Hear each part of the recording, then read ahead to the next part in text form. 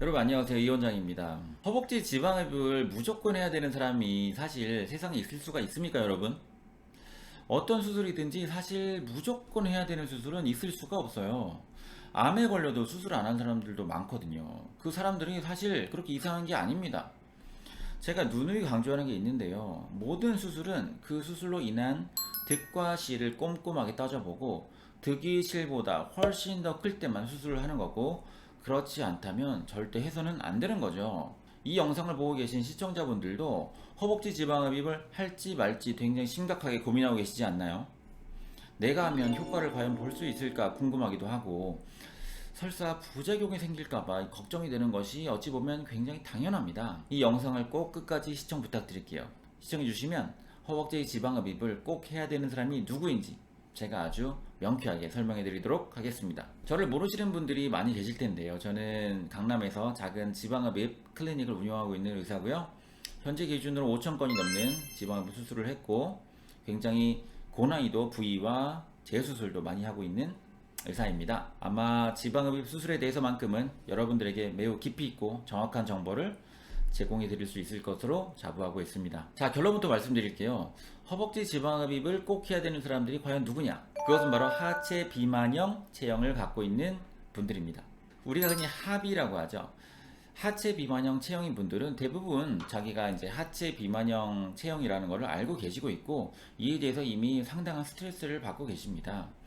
그런데 하체 비만으로 스트레스를 받는다고 해서 바로 이제 지방 수술을 받으러 병원에 오신 분들은 많지 않아요. 하체 비만 탈출을 위해서 스스로 할 수 있는 것을 먼저 이렇게 이것저것 해보는 과정을 필수적으로 거칩니다.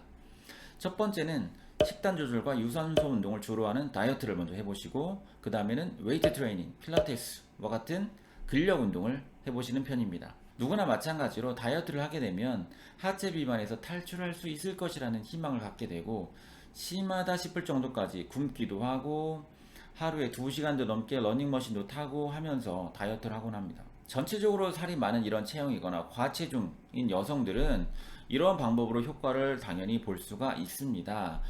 하지만 하체만 두꺼운 이런 하체 비만형 타입에서는 이런 다이어트가 역효과를 내는 경우도 상당히 많습니다. 이게 다이어트를 열심히 하면 할수록 살이 많지 않았던 상체 위주로 지방이 좀 더 빠지는 일이 빈번히 일어나고요. 특히 얼굴살이 빠지고 가슴이 작아지는 이런 일도 상당히 흔하게 일어납니다.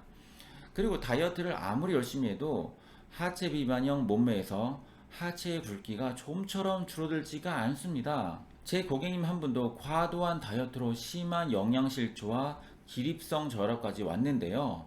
하체는 1도 줄어들지 않았다면서 저에게 울분을 토하시더라고요. 하체 근력 운동, 이것 또한 굉장히 큰 문제가 있는데요. 다리가 굵어서 얇게 하려고 피트니스 센터에 운동을 하나 갔는데, 거기서 하체 운동을 열심히 해야지만 다리가 얇아진다고 하시면서 스쿼트를 엄청나게 열심히 시키는 일이 벌어지고 있습니다. 스쿼트와 같은 이런 근력 운동은 열심히 하면 할수록 오히려 허벅지가 더 두꺼워지면 두꺼워졌지 더 얇아지는 일은 잘 생기지가 않습니다. 얇은 다리를 그럼 원한다면 어떤 운동을 해야 되는지, 스쿼트를 해야 되는 사람은 누구이고 스쿼트가 좋지 않은 사람들은 또 누구인지, 이 주제에 대해서 제가 아주 명쾌하게 정리해서 영상을 촬영한 것이 있는데요. 그 영상도 너무 좋으니까요, 꼭 한번 시청 부탁드리겠습니다. 이러한 방법의 효과가 미미한 이유는 굶거나 운동을 하는 방법으로는 내가 원하는 부위의 지방, 딱 거기를 콕 집어서 뺄 수가 없는 인체의 특성 때문입니다. 아무리 좋은 다이어트를 하고 아무리 좋은 다이어트 약을 먹어도 내가 원하는 허벅지 안쪽살, 허벅지 바깥 승마살, 러브핸들살, 팔뚝살, 이런 데를 콕 집어서 빼낼 수가 없는 거죠. 그런데 지방흡입은 이런 방법과 본질적으로 다릅니다. 다른 곳, 내가 원하는 부위가 아닌 곳은 건드리지 않고 내가 딱 원하는 부위의 지방만 콕 찍어서 빼낼 수가 있는 거죠. 지방흡입 수술이라고 하면 흔히 뚱뚱한 사람들이 받는 수술로 생각하시는 분들이 많은 것 같은데요. 오히려 뚱뚱한 사람들보다는 평균 체형이거나 조금 날씬한 사람들에게서 훨씬 더 효과가 좋습니다. 그래서 저는 허벅지도 두껍고 뱃살도 많고 팔뚝살도 많고 이렇게 전체적으로 비만한 체형보다는 오히려 전체적으로는 살이 그렇게 찐 편이 아닌데 어느 딱 한 부위만 살이 찌는 체형의 경우에 지방흡입을 훨씬 더 적극적으로 추천합니다. 저는 결코 누구나 허벅지 지방흡입을 해야 된다고 생각하지 않습니다.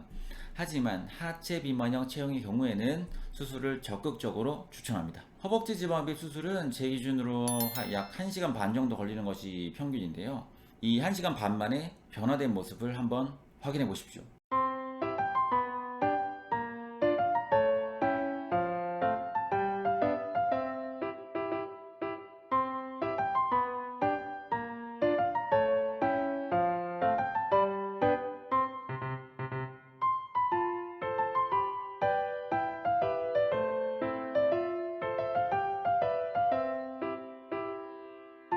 여러분 어떠세요? 너무 예쁘죠? 저도 영상 초반부에 말씀드렸던 것처럼 시청자분들이 걱정하시는 것은 충분히 이해를 하고 매우 당연하다고 생각합니다. 저도 의사이지만 병원을 나오면 저도 여러분들과 똑같은 환자입니다. 시청자님들과 정확하게 똑같은 걱정과 우려를 갖고 있습니다. 효과가 없으면 어떡하지?